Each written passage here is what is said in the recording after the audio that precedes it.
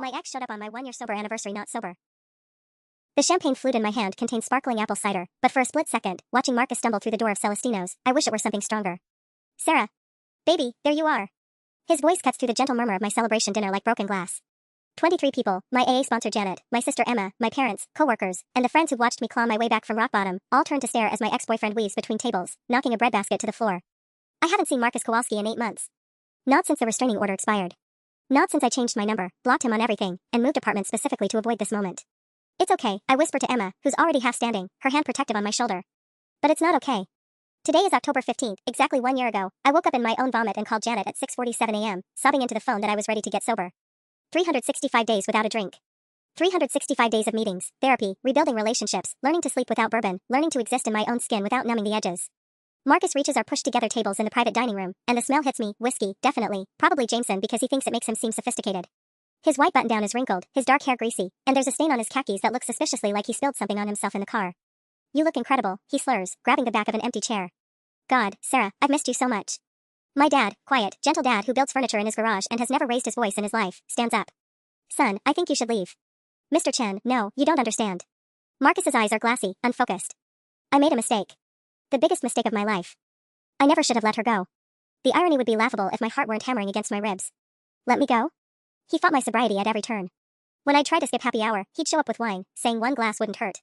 When I'd leave for AA meetings, he'd guilt me about abandoning him, or worse, he'd hide my car keys and suggest we stay in and talk through our problems over cocktails instead. Marcus, you need to leave. Now. My voice comes out steadier than I feel.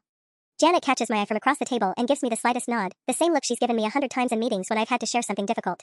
I drove here tonight thinking about us, he continues, completely ignoring me, his voice getting louder. About how good we were together. Remember that weekend in Napa? The wine tasting at Schramsberg? You were so happy, so relaxed.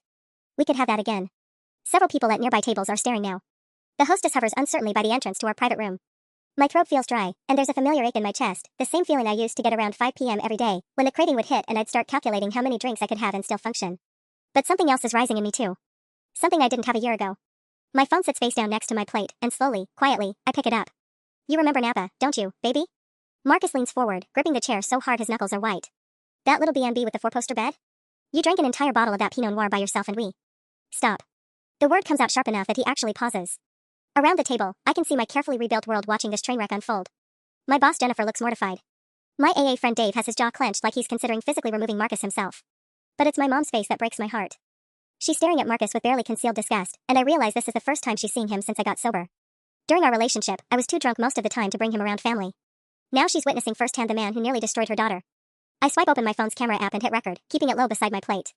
What I remember about Napa, I say carefully, is that you kept ordering more wine after I said I wanted to stop. You told the server I was just being shy. Marcus laughs, a bitter sound. You loved it. You were fun back then, not like. He gestures vaguely at the table, at my sparkling cider, at the small cake with 365 days written in blue frosting. Not like this. This isn't you, Sarah. This is some weird phase you're going through. A weird phase? My sister Emma's voice is ice. You mean being healthy? She's not healthy, she's obsessed, Marcus shoots back, swaying slightly. Do you know she goes to those meetings 3 times a week? 3 times. She's replaced one addiction with another. That familiar ache in my chest intensifies, but now I recognize it for what it is, not a craving for alcohol, but fury. Pure, clean anger at this man who made me believe that my recovery was somehow wrong. That wanting to be sober was a character flaw. And now she won't even return my calls, he continues. I've been trying to reach you for months, Sarah. I called your old job, I asked around. Did you know that? A chill runs down my spine. You what? I missed you. Is that so wrong? He tries to lean closer, nearly losing his balance. I went by your old apartment building 6, maybe 7 times. The doorman said you moved. Where are you living now? The recording is still running. Around the table, everyone has gone very quiet. This isn't just a drunk ex making a scene anymore, this is something else entirely. Marcus, you need to leave, Janet says firmly. As my sponsor, she's seen me through panic attacks, cravings, and the darkest parts of early recovery, but her voice has an edge I've never heard before. This is inappropriate. Inappropriate? Marcus laughs again. What's inappropriate is letting someone you love destroy themselves with this sobriety bullshit. Sarah, you were perfect the way you were. We were perfect together. Perfect. Like the night I blacked out and woke up with bruises I couldn't remember getting. Like the morning I found him going through my phone while I was passed out. Like the weeks when I tried to cut back and he'd sabotage every attempt. The way I repeat slowly, was nearly dead. That's dramatic, he scoffs. You were just having fun. My phone is still recording. Every slurred word, every revelation about stalking me, every dismissal of my recovery. And suddenly, I know exactly what I'm going to do with this footage. Just having fun? I keep my voice level, but inside I'm cataloging every word he's saying. Is that what you call it when someone drinks a fifth of vodka in one sitting? Marcus waves his hand dismissively. You're exaggerating. It was never that bad. I have the hospital records that say otherwise. The lie comes easily. I was never hospitalized, but he doesn't know that. What I do have are the photos Janet made me take during early recovery, pictures of the empty bottles I'd hidden around my apartment, the credit card statements showing $400 bar tabs, the screenshot of my last BAC reading from the night I finally called her. Hospital? For the first time since he stumbled in here, Marcus looks uncertain. My phone keeps recording. Around us, the restaurant continues its normal evening rhythm, but our corner has become a bubble of tense silence. I catch Dave's eye. He's been sober for 6 years and sponsors 3 people himself. He gives me the slightest nod, and I know he understands what I'm doing. You know what I realized in therapy, Marcus? You never saw me sober. Not once in our entire relationship. I take a sip of my sparkling cider, savoring the clarity in my head, the steadiness of my hands. We met at Murphy's Tavern on a Tuesday night. I was already 3 drinks in. Our first date was wine tasting. Every anniversary, birthday, random Tuesday, everything revolved around drinking. That's not, he stumbles slightly, catching himself on Emma's chair. She recoils. We did other things. Name one. The silence stretches. Marcus's mouth opens and closes like a fish. Around the table, I watch my family and friends realizing the same thing I figured out in month 4 of recovery. He can't name a single sober activity we ever shared. The hiking, he says finally. We went hiking that one time. With a flask of bourbon in your backpack, I reply. You insisted we needed trail whiskey for the summit. His face flushes red. You're making me sound like some kind of monster. I loved you. I still love you. You loved drunk Sarah, I correct. You loved the woman who would black out and not remember when you went through her phone. Who was too hungover to notice when money went missing from her wallet. Who was so dependent on alcohol that she couldn't leave you even when she wanted to. That's not true. But his voice lacks conviction. Jennifer, my boss, speaks up for the first time. Sarah, would you like us to call someone? Her tone is professional but warm, the same voice she uses with difficult clients at the marketing firm. Marcus swings toward her, his movement uncoordinated. And who are you? Another one of her sobriety cult friends? I'm her supervisor at Peterson and Associates, Jennifer says coolly. And you're making quite an impression. Something shifts in Marcus's expression. Even drunk, he recognizes the potential problem. He's a financial advisor at Morgan Stanley, or at least, he was 8 months ago. His professional image matters. Look, this is a private matter, he says, trying to pull himself together. Sarah and I just need to talk alone. Like you talked 8 months ago when you showed up at her apartment at 2 a.m.? Emma's voice could cut glass. When the neighbors had to call the police? My phone is capturing everything. His admission about stalking me. His dismissal of my recovery. His current intoxicated state. But most importantly, it's recording his complete inability to hide his own drinking problem. I say quietly, your new girlfriend Ashley would be very interested in seeing how you handle a Tuesday night. Marcus freezes. How do you know about Ashley? I smile for the first time since he walked in. LinkedIn is a wonderful thing. The color drains from Marcus's face, and I can practically see the gears grinding in his alcohol-soaked brain as he tries to process what I just said. You've been looking me up online? His voice wavers between accusation and genuine fear. Ashley Martinez, 26, graphic designer at Brendan Creative. I keep my tone conversational, like we're discussing the weather. My phone continues recording every word. Pretty girl. Loves hiking, farmers markets, and according to her Instagram, she's been sober for 3 years. Marcus grabs the chair back so hard I'm surprised it doesn't tip over. You're stalking me. Research, I correct. Amazing what people share publicly. Like Ashley's post from last Thursday about how proud she is of her boyfriend for supporting her sobriety journey and being completely understanding about her recovery. The silence that follows is deafening. Even the ambient restaurant noise seems muted. Marcus is Adam's apple bobs as he swallows hard, and I catch the exact moment he realizes how thoroughly screwed he is. Sarah, you can't, he starts. Can't what? Can't share a video of my ex-boyfriend showing up drunk to harass me at my 1-year sobriety celebration? I tilt my head, feigning confusion. Because that would be terrible for someone who's been lying to his girlfriend about being supportive of recovery. Janet leans forward slightly. She's been in AA for 12 years and has seen every type of manipulation, but even she looks impressed by the trap Marcus has walked into. Please, Marcus says, and for the first time tonight, his voice cracks. Ashley doesn't need to see this. This isn't. I'm not usually drunk on a Tuesday night? Dave interjects. Because from where I'm sitting, this looks pretty practiced. Marcus spins toward him, nearly losing his balance. Who asked you? Nobody. But I've been where you are, man. This isn't your first time showing up places you shouldn't be while hammered. Dave's voice is calm, matter of fact. The question is whether it'll be your last. I don't have a drinking problem, Marcus snaps. I had a few drinks because I was nervous about seeing Sarah. That's normal. A few drinks? My mom speaks for the first time, her voice deadly quiet. Son, you can barely stand upright. Mom has never called him son in anything but the most sarcastic way. During our relationship, she was polite but distant. Now, with a year of sobriety giving me clarity, I can see she was protecting herself from watching me self-destruct. Marcus tries to straighten up, overcompensating and swaying backward. Mrs. Chen, I'm fine. What you are, my dad interrupts, is exactly what we were afraid of when Sarah was drinking. The words hit like a physical blow.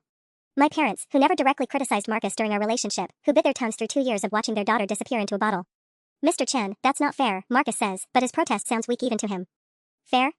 Dad stands up slowly. He's not a big man, but he has the quiet authority of someone who's never had to raise his voice to make his point. What's not fair is you showing up here, drunk, trying to sabotage our daughter's recovery. I'm not sabotaging anything. Marcus's voice rises, drawing stares from other diners. I'm trying to save her from this cult mentality. Sarah, you used to be fun. You used to be spontaneous. Now you're just boring. The word hangs in the air like a slap. Boring. The same word he used during our last fight, when I told him I was serious about getting sober. When he said he couldn't be with someone who was boring and obsessed with meetings. Boring, I repeat, still recording. You mean sober. I mean you've lost your personality. The Sarah I fell in love with would never. The Sarah you fell in love with was an alcoholic, I cut him off. And you liked me that way because it made me easy to control. The truth of those words seems to echo in the suddenly quiet room. Marcus's face cycles through anger, denial, and something that might be recognition before settling back on indignation. That's not, I never controlled you. You made your own choices. Like the choice to go to AA meetings? I keep my voice steady, but my heart is racing. Because I remember you hiding my car keys. I remember you scheduling romantic dinners exactly when my meetings started. I remember you telling me that people in recovery were broken and that I was too strong to need that kind of help. Marcus looks around the table, seeming to realize for the first time that he's surrounded by people who've watched me rebuild my life from the ground up. His audience isn't neutral, they're actively rooting against him. I was trying to show you that you didn't need. What I needed, I interrupt, was support. What I got was sabotage. My phone is still recording, capturing every slurred word, every desperate justification. But more than that, it's documenting the complete breakdown of whatever mask Marcus usually wears in public. Ashley isn't the only one who would be interested in this footage. Speaking of support, I continue conversationally, how's the job at Morgan Stanley going? Still there? Marcus's entire body goes rigid. That's none of your business. Oh, but your LinkedIn profile is public. Very interesting update from 3 months ago about pursuing new opportunities. I take another sip of my sparkling cider, watching his face pale. Funny timing, considering Ashley's posts suggest you two have been together for about 4 months. Did you meet her before or after you left Morgan Stanley? I didn't leave, he says quickly. It was a mutual decision to. To what? Part ways after you showed up to a client meeting smelling like whiskey? The guess is a shot in the dark, but his expression tells me I've hit close to home. Janet clears her throat softly. Sarah. It's a gentle warning, reminding me not to get too deep into the weeds of revenge. But I can see in her eyes that she's not entirely disapproving of where this is headed. Marcus grabs his phone from his pocket, nearly dropping it. You know what? I'm calling Ashley. She'll tell you exactly how supportive I am of recovery. She'll tell you that I go to Al-Anon meetings with her. Al-Anon? Dave's eyebrows shoot up. The support group for families and friends of alcoholics? What exactly did you tell her about your relationship with Sarah? The silence stretches long enough that I can hear the jazz quartet that started playing in the main dining room. Marcus stares at his phone screen like it might provide answers. I told her the truth, he says finally. That my ex had a drinking problem and it destroyed our relationship. Emma laughs, a sharp sound. Destroyed your relationship? You mean her getting sober destroyed your relationship? That's not, Marcus starts, then stops. Even drunk, he seems to realize he's walked into another trap. So Ashley thinks you're the long-suffering partner of an alcoholic, I say slowly. Someone who tried everything to help but eventually had to leave for your own well-being. Is that about right? Marcus's silence is answer enough. And I'm guessing, I continue, that she has no idea you're currently drunk at 8:30 on a Tuesday night, harassing your ex at her sobriety celebration. I'm not harassing. Marcus. My voice cuts through his protest. Look around this room. Look at my family. My friends. My sponsor. My boss. Does this look like harassment to you? He swivels his head, taking in the circle of disgusted, protective faces surrounding him. For the first time since he stumbled through the door, he seems to truly see where he is and what he's doing. I just wanted to talk to you, he says, his voice smaller now. No, I reply firmly. You wanted to make me feel small again. You wanted to convince me that sobriety was a mistake. You wanted drunk Sarah back because she was easier to manipulate. My phone keeps recording everything. The words hang in the air, and I watch Marcus's face crumble slightly before hardening again. He's always been good at cycling through emotions when he's drunk, vulnerability 1 second, rage the next. You think you're so much better than me now, he says, his voice taking on that familiar edge I remember from our worst fights. Miss Perfect with her little meetings and her sparkling water and her apple cider, I correct automatically, then immediately regret giving him even that small opening. Right, apple cider. Because you can't even have real champagne at your own celebration. He gestures wildly at my glass, and I catch a whiff of something else on his breath, not just whiskey, but the stale smell of someone who's been drinking for hours. Maybe days. That's not living, Sarah. That's existing. I'll take existing over what I was doing with you, I say quietly, but my voice carries in a suddenly silent room. Marcus's phone buzzes in his hand, and he glances down at it reflexively. His face goes white. Ashley? I ask, though I already know from his expression. She was expecting me for dinner. His thumb hovers over the phone screen, and I can practically see him calculating how badly he screwed this up. I told her I had a work thing. At Celestino's? Emma asks sweetly. Because this is a pretty public place for a work meeting. Dave leans forward. What time did you tell her you'd be home? Marcus looks confused, like he can't quite remember. 7? Maybe 7:30?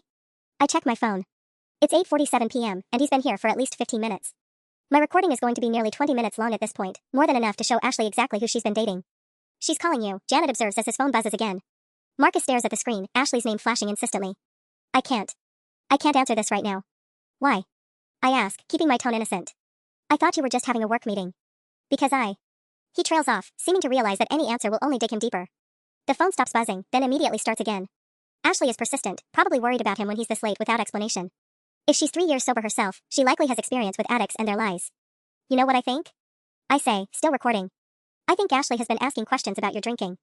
I think that's why you're here tonight, because having a sober girlfriend is making you face some uncomfortable truths about yourself. Marcus's grip tightens on his phone. You don't know anything about my relationship. I know you lied to her about going to Al-Anon meetings, I reply. Because Al-Anon teaches you to detach with love, not to show up drunk at your ex's sobriety celebration demanding they come back to you. Jennifer shifts in her seat. As my boss, she's getting a front row view of the chaos I used to live in, and I can see her processing it all. Tomorrow, she'll probably ask if I need time off or want to talk to HR about safety concerns. The thought of having to explain this situation at work makes my stomach clench. Marcus, I say, watching his phone light up with a text message, Ashley's texting you now. Want to bet she's asking where you are? He fumbles with the phone, nearly dropping it as he tries to read the message. His face somehow manages to get even paler. What does it say? Emma asks. Marcus doesn't answer, but I can see his hands shaking as he stares at the screen. After 12 seconds of silence, his phone buzzes with another text. Then another. She knows you're not at work, I guess. Someone saw you here, didn't they? The look of panic that crosses his face confirms my suspicion. In a city like San Francisco, especially in our industry circles, it's almost impossible to go anywhere without running into someone you know. Who was it? I press. Someone from your old job at Morgan Stanley? One of Ashley's friends? Marcus looks like he might be sick. Marcus's phone buzzes again, and this time he answers it without thinking. Hey babe, he starts, but I can hear Ashley's voice through the speaker, sharp and concerned. Marcus, where are you? Jessica just texted me a photo from Celestino's. You're drunk, aren't you? The blood drains from his face as he realizes he's answered on speaker mode in his panic. Every word Ashley says is being recorded along with everything else. No, I'm not drunk, Don't lie to me, Ashley's voice cuts through the dining room. I can hear it in your voice. And Jessica said you're with some woman. Who is she? I watch Marcus's world collapse in real time. His mouth opens and closes silently as he tries to formulate an answer that won't destroy everything he's built with Ashley. The irony isn't lost on me, he's experiencing the same panic I used to feel when he'd catch me in lies about my drinking. It's Sarah, he finally admits. The silence on the other end of the line is deafening. Then, Sarah? Your alcoholic ex-girlfriend Sarah? Around our table, everyone goes completely still. Even the ambient restaurant noise seems to fade as we all lean in to hear Ashley's response. The one you told me you haven't spoken to in over a year? Ashley continues, her voice getting higher. The one you said was so toxic you had to completely cut contact? Marcus looks at me desperately, as if I might somehow help him out of this hole he's dug. Ashley, I can explain. Explain what? That you lied about where you were going tonight? That you're drunk at some restaurant with your ex? There's a pause, and when Ashley speaks again, her voice is deadly calm. How long have you been drinking today, Marcus? I'm not, I just had a couple drinks before. Stop lying. Ashley's voice cracks slightly. I've been sober for 3 years. I know what drunk sounds like. I know what lies sound like. How long? The question hangs in the air. Marcus grips the phone so tightly I'm surprised the screen doesn't crack. Around him, my entire support system watches this train wreck unfold with a mixture of fascination and horror. Since lunch, he whispers finally. Since lunch. Ashley repeats it like she's trying to process the information. It's almost 9 p.m., Marcus. You've been drinking for 8 hours? My heart actually aches for her in that moment. I remember the discovery phase, finding out that the person you love has been lying about their drinking, realizing that every reassurance was manipulation, understanding that you can't trust your own perceptions anymore. It wasn't 8 hours straight, Marcus says desperately. I had some drinks at lunch, then I stopped, then I just had a couple more before coming here too. To what? To harass your ex-girlfriend at what looks like some kind of celebration. Ashley's voice turns icy. Because Jessica's photo shows balloons and a cake, Marcus. What exactly are you interrupting? Marcus looks around the table at my 365 days cake, the congratulatory cards from my AA group, the small gifts from family members. His face crumples as he realizes how this must look to Ashley. It's her sobriety anniversary, he admits, so quietly I almost don't catch it. The silence stretches so long I wonder if Ashley hung up. Then, you went to your ex's sobriety celebration. Drunk. Ashley, please. The ex you told me was the alcoholic. The one you said you had to leave because her drinking was destroying your mental health. Ashley's voice is shaking now. You went to her 1-year sobriety party. Drunk. To do what exactly? Marcus doesn't answer. Can't answer. Because any honest response will confirm what Ashley is already starting to understand. Oh my god, Ashley breathes. You're the alcoholic. You're the one with the problem. My phone is still recording every devastating second of this revelation. No, that's not, Ashley, you don't understand. Marcus stammers into the phone, but his voice is getting more slurred by the minute, probably from the adrenaline mixing with however much alcohol is in his system. Sarah's the one who had the problem. I was trying to help her, but she chose those meetings over our relationship. Marcus. Ashley's voice cuts through his rambling like a blade. I've been to thousands of meetings. I know what support looks like. What you're describing isn't support. Around our table, Janet catches my eye and mouths Al-Anon with raised eyebrows. I shake my head slightly. If Ashley is 3 years sober herself, she knows the difference between enabling and helping. She's probably been seeing red flags for months and Marcus's lies are finally catching up to him. You told me you went to Al-Anon meetings, Ashley continues, her voice getting steadier as the pieces fall into place. You said you learned about detachment and healthy boundaries. But healthy people don't show up drunk to their ex's recovery celebration. I didn't plan this, Marcus says desperately. I was driving by and I saw the cars, and I just thought. You were driving? Ashley's voice jumps an octave. Marcus, please tell me you didn't drive there drunk. The horror on Marcus's face confirms what we all already suspected. My stomach drops, thinking about everyone else on the road tonight, the families he could have destroyed because he decided his feelings were more important than basic safety. I was fine to drive, he lies, swaying as he stands. It's only like 15 minutes from. From where? Ashley interrupts. Because you told me you were at a work dinner near your office. The financial district is 30 minutes from Celestino's, Marcus. In traffic, 45 minutes. How many more lies are there? I watch Marcus's face cycle through panic as he realizes Ashley is mentally mapping out his deception in real time. She's probably been sober long enough to recognize the telltale signs of an addict trying to manage their story. Jessica said you can barely stand up straight, Ashley continues relentlessly. She said you knocked over bread baskets getting to their table. Does that sound like someone who's fine to drive to you? My phone keeps recording as Marcus essentially confesses to drunk driving, adding yet another layer to the evidence I'm building. This isn't just about him disrupting my sobriety celebration anymore. This is about a pattern of dangerous, reckless behavior that his girlfriend deserves to know about. I should call the police, Emma mutters under her breath, loud enough for Marcus to hear. Report the drunk driving. No. Marcus spins toward her so fast he nearly topples over. You can't, I could lose my license. You could have killed someone, my dad says quietly. Do you understand that? Driving drunk isn't just illegal, it's potentially murder. Ashley's voice comes through the phone speaker, smaller now but still audible. Marcus, I need you to listen to me very carefully. I want you to call an Uber right now. Do not get back in your car. Ashley, please, just let me come home and we can talk about this. No. Her voice is firm. You're not coming home tonight. You're not coming home until you're sober and we can have a real conversation about what's been happening. The rejection hits Marcus like a physical blow. He staggers backward, bumping into a server carrying a tray of dishes. The young woman skillfully avoids disaster, but shoots him a disgusted look as she continues to her table. You can't just kick me out, Marcus says into the phone. It's my apartment too. Actually, Ashley replies, and I can hear the steel in her voice, it's my apartment. Your name isn't on the lease, remember? You moved in with me 4 months ago when you lost your job. Another lie exposed. Marcus told me, and apparently everyone else, that leaving Morgan Stanley was his choice, but Ashley just confirmed what I suspected, he was fired. Probably for showing up drunk to work one too many times. Ashley, please. Call an Uber, Marcus. Go to your brother's house. Or a hotel. I don't care. But don't come home tonight. The line goes dead. Marcus stares at his phone like it might ring again, like Ashley might change her mind. But the screen stays dark, and slowly the reality of what just happened begins to sink in. He's lost Ashley. His lies have been exposed to a room full of people who watched me rebuild my life after escaping him.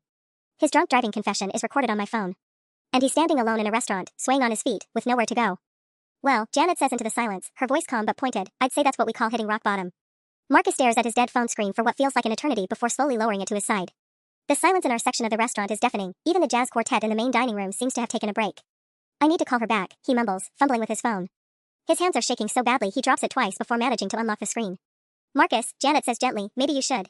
No. He whips around to face her, his movement so sudden and uncoordinated that he has to grab the table to keep from falling. You don't get to tell me what to do. None of you do. This is all Sarah's fault anyway. The accusation hangs in the air like smoke. My finger hovers over the stop button on my recording, but something tells me this isn't over yet. My fault? I keep my voice level, but my heart is hammering. How exactly is your drunk driving my fault?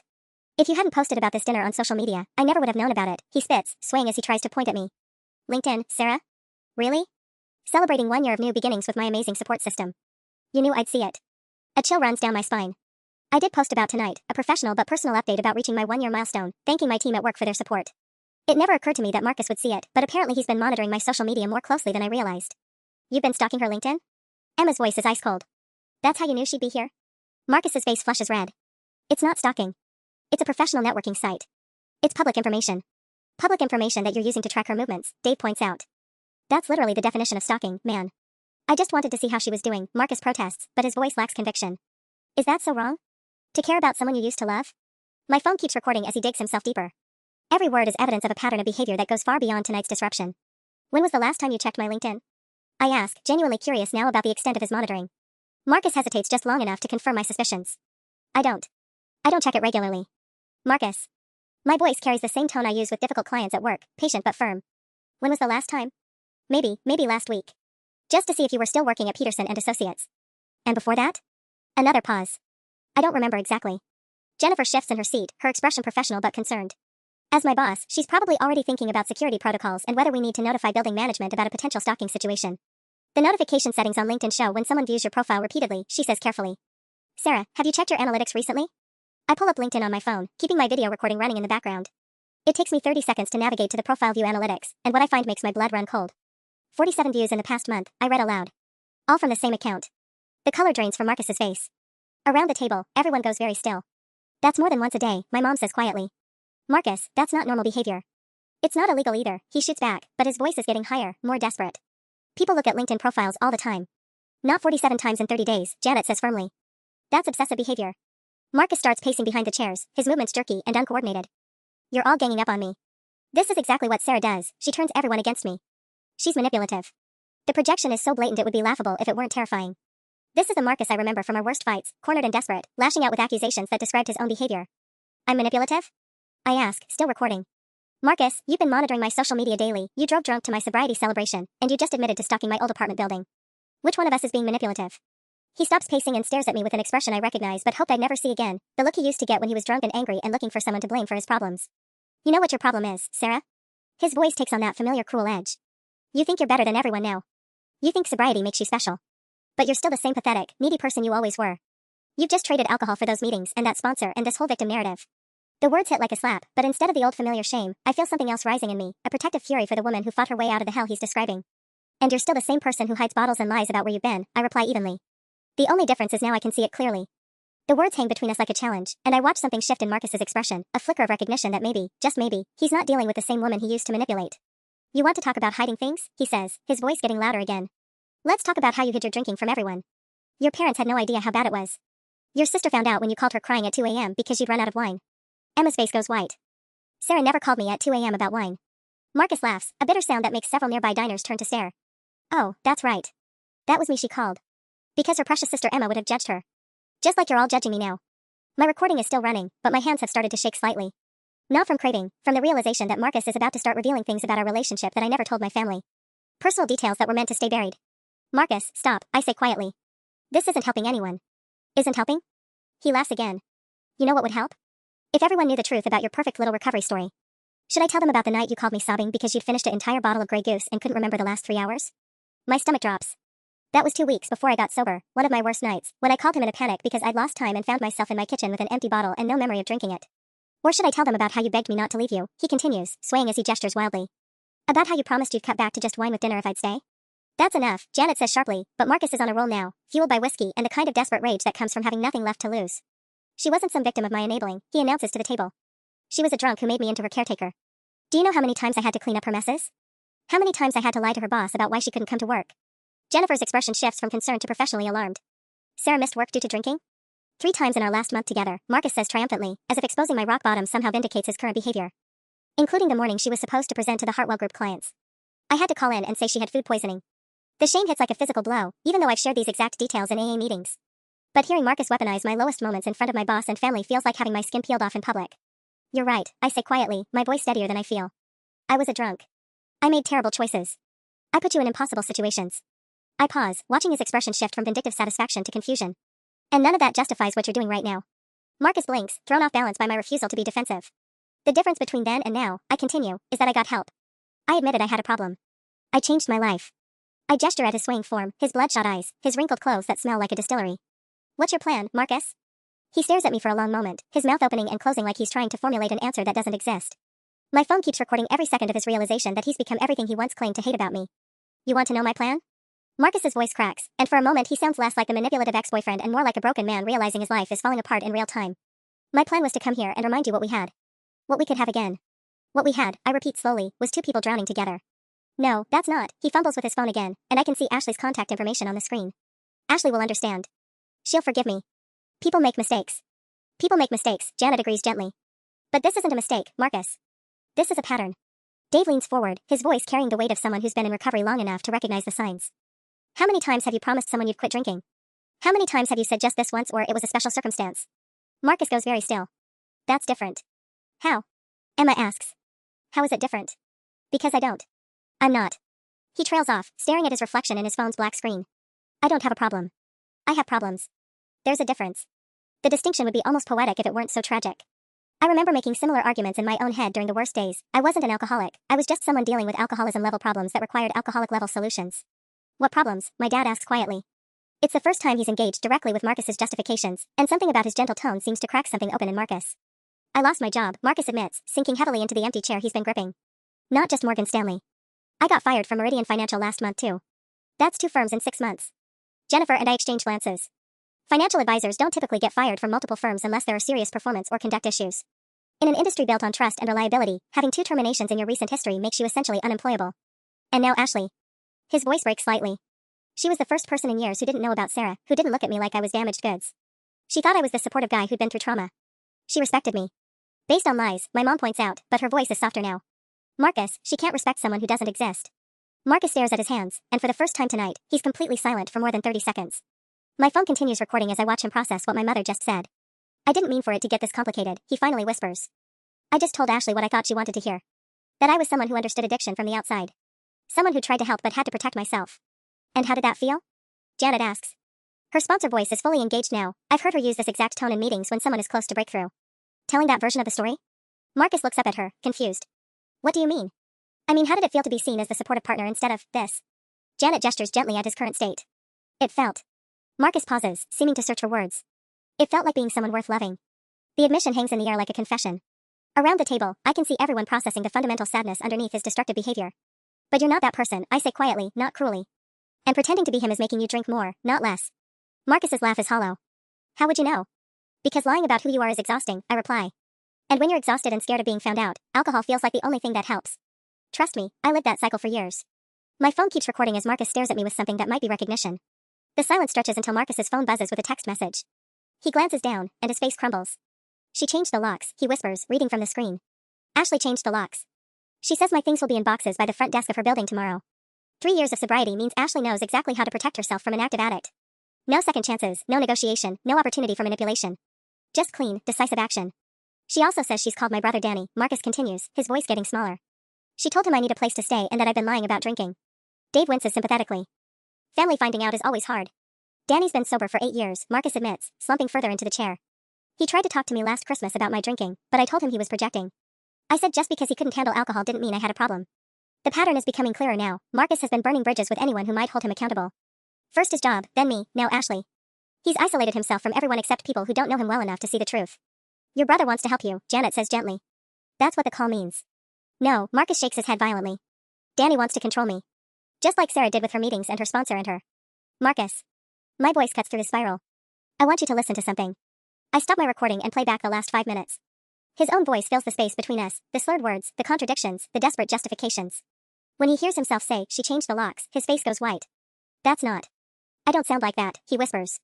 You sound exactly like I used to, I reply, stopping the playback. Angry and scared and convinced that everyone else was the problem. Emma leans forward.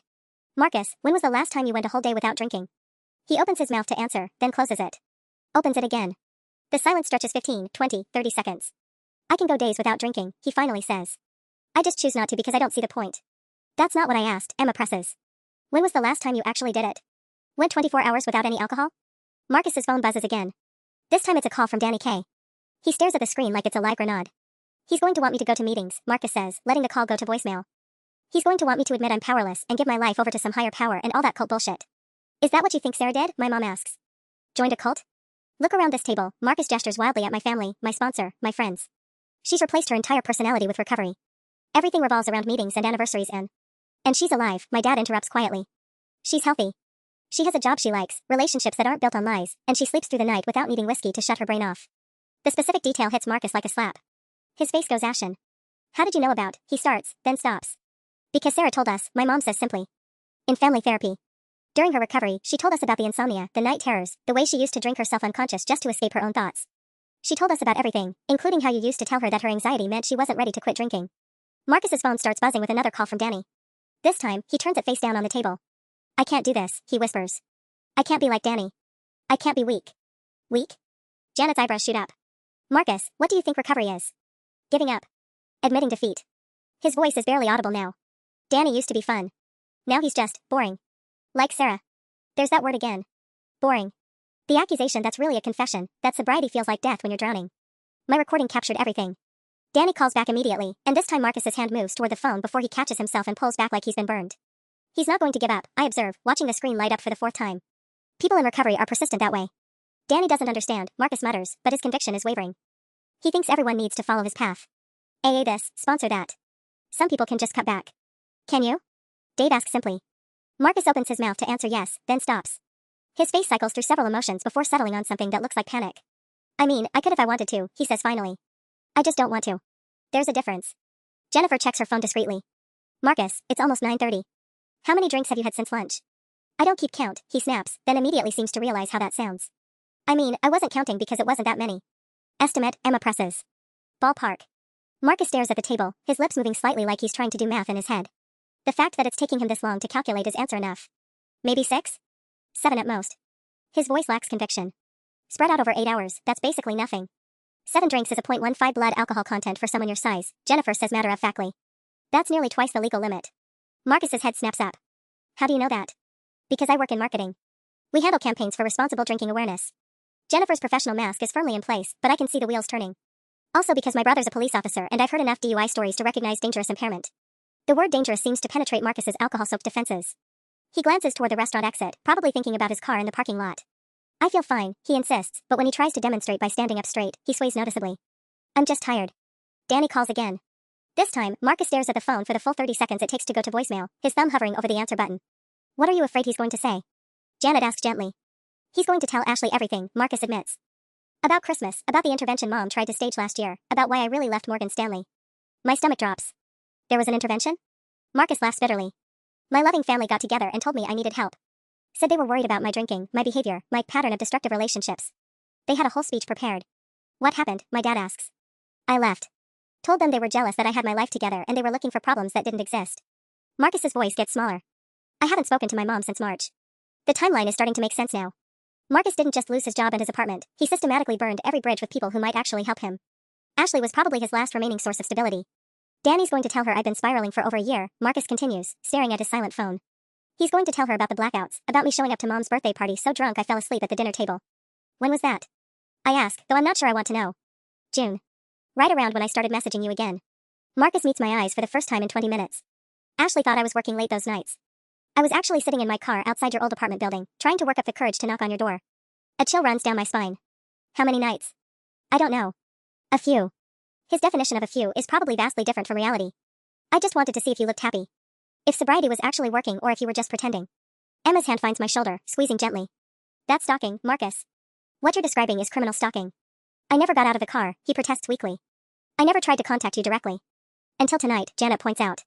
Marcus's phone buzzes with a text from Danny, and this time he glances at it before he can stop himself. His face goes completely white. What does it say? I ask. Marcus's hands are shaking as he reads. He says Ashley told him about tonight.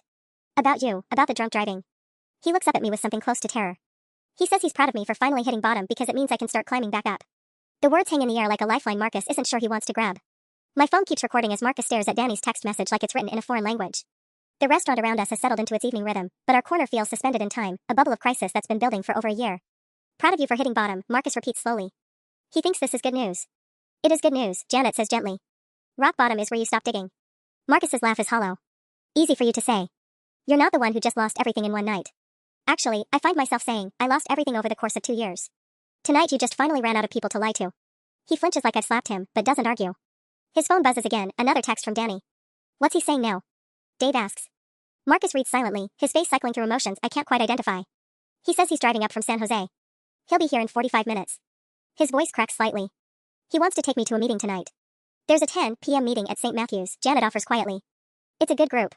Very welcoming to newcomers. I'm not a newcomer, Marcus snaps, then immediately deflates. I mean, I'm not. I don't need. He trails off, staring at his reflection in his phone screen. For the first time all evening, he seems to actually see himself, the bloodshot eyes, the rumpled clothes, the man who drove drunk to harass his ex-girlfriend at her sobriety celebration. My boss is going to see the video, isn't she? He asks suddenly, looking at my phone. From Meridian Financial. If this gets out. Marcus, you already got fired from Meridian, Emma reminds him. Last month, remember? Right. Right, I forgot. He runs his hands through his greasy hair. God, I can't even keep track of my own lies anymore. Jennifer shifts in her seat. Marcus, can I ask you something? When you lost the job at Morgan Stanley, what was the official reason? Marcus goes very still. Performance issues. Specifically? The silence stretches until I can hear conversations from other tables, the clink of silverware, the jazz quartet starting another song. Marcus seems to be having an internal debate about how much truth he can handle revealing. I missed a client presentation because I was too hungover to drive, he finally admits. It was the Henderson account, a $2.3 million portfolio transfer. The client walked. Jennifer nods like this confirms something she suspected. And at Meridian? Same thing, basically. Different client. Marcus's voice is barely above a whisper now. The Yamamoto Group. They were looking at moving $4.8 million in assets. I do the math quickly. Marcus has cost 2 firms nearly $7 million in lost business because of his drinking. In the financial world, that kind of reputation follows you everywhere. So what's the plan now? My dad asks. For work, I mean. Marcus stares at his hands. Danny owns a landscaping company. He said he'd give me a job doing basic yard work if I got sober. Minimum wage, but it's something. From financial advisor managing million-dollar portfolios to minimum wage landscaping. The fall is so complete it's almost surreal. That's not a step down, Dave says firmly. That's a step toward rebuilding. Easy for you to say. You're not starting over at 31 with 2 DUIs and a reputation for. Marcus stops abruptly, his face going white. 2 DUIs? Emma's voice is sharp. Marcus, when was the second one? Last month. After I got fired from Meridian. His voice is so quiet I have to strain to hear him. I was celebrating my newfound freedom at Murphy's Tavern. Same place where I met Sarah. The irony isn't lost on anyone. Full circle back to where his relationship with alcohol, and with me, began. That's why you can't drive, I realize. Your license is suspended. Marcus nods miserably. Until March. Maybe longer if tonight gets reported. The pieces are falling into place now. No job, no car, no apartment, no girlfriend. Marcus isn't just drunk, he's completely untethered from any kind of normal life. His phone buzzes with another text from Danny, ETA 30 minutes. Hang tight. 30 minutes until his sober brother arrives to save him from himself. 30 minutes, Marcus repeats, staring at Danny's text. Around us, the restaurant continues its normal Tuesday evening rhythm, but our bubble of crisis feels like it's reaching some kind of breaking point. Marcus, I say quietly, I want you to listen to something. I pull up the recording on my phone, nearly 40 minutes of footage now. I skip to the part where Ashley's voice comes through the speaker, when she realizes he's been lying about everything. The one you told me was so toxic you had to completely cut contact? Ashley's recorded voice fills the space between us. Marcus closes his eyes as his own slurred responses play back, the lies about work meetings, the confession about stalking my LinkedIn, the admission that he's been drinking since lunch. You went to your ex's sobriety celebration. Drunk, Ashley's voice continues through the phone speaker. I stop the playback and switch to another section, him confessing to drunk driving, admitting to the DUIs, revealing the pattern of job losses. Stop, Marcus whispers. Please stop. This is who you are right now, I say gently. This is what Ashley heard. This is what Danny's going to see when he gets here. This is what you sound like. Marcus opens his eyes, and for the first time tonight, I see something I recognize from my own rock bottom, the moment when the denial finally cracks and reality comes flooding in. I can't fix this, can I? His voice breaks completely. Ashley's not going to forgive me. I'm not getting my job back. I can't undo any of it. No, Janet says softly. You can't fix what's already broken. But you can stop breaking new things. Marcus stares at her for a long moment, then picks up his phone and does something I never expected. He calls Danny back. Danny? It's me. His voice is steadier than it's been all night. Yeah, I know you're driving. Listen, I need you to know something before you get here. He pauses, gathering courage. I'm drunk. Really drunk. I drove here drunk and I made a mess of everything. I can't hear Danny's response, but Marcus's face crumbles with relief. Yeah, I'll wait for you. And Danny? Can you bring some of those meeting schedules? The ones you tried to give me at Christmas? When he hangs up, the silence at our table feels different. Lighter somehow. The recording, Marcus says, looking at my phone. Are you really going to send it to people? I consider this carefully. The video is devastating, 40 minutes of a man destroying his life in real time. It would end any remaining professional relationships he has, confirm every suspicion his family harbors, and probably follow him online forever. It would also be exactly the kind of revenge I used to fantasize about during our worst days together. You know what I realized tonight? I say, finally stopping the recording. Destroying you won't make me any more sober. Marcus stares at me in disbelief. But I ruined your celebration. I embarrassed you in front of your family. You showed everyone exactly why I had to leave, I correct him. Why I had to choose recovery over you. That's not embarrassing, that's validating. I look around the table at my support system, Janet with her 12 years of wisdom, my parents who watched me claw my way back from hell, Emma who never gave up on me, my friends and coworkers who've seen me rebuild my entire life. Besides, I add, I don't need revenge anymore. I have something better. What's that? Marcus asks. I have a life you can't touch. My phone shows 10:17 p.m. when Danny Kowalski walks into Celestino's, 8 years sober, contractor strong hands, and the same green eyes as his brother but clear and focused. He takes one look at Marcus slumped in his chair and turns to address our table. I'm sorry about this, he says simply. Thank you for not calling the police. Take care of him, Janet replies. And take care of yourself. As Danny helps Marcus to his feet, Marcus turns back to me one last time. Sarah? I'm sorry. For all of it. You deserved better. Yes, I agree quietly. I did. And now I have it. I watch them leave together, the brother who never stopped hoping and the brother who finally stopped running. My phone holds 43 minutes of Marcus's rock bottom, but as the restaurant door closes behind them, I delete the entire recording. Some stories don't need to be told. They just need to be survived. Happy anniversary, sweetheart, my mom says, raising her glass of sparkling cider. To 365 days, I reply, and counting. The cake still reads 365 days in blue frosting. My family and friends are still here. My sobriety is still intact. Marcus was right about one thing, I am completely different from the woman he used to know. I'm better.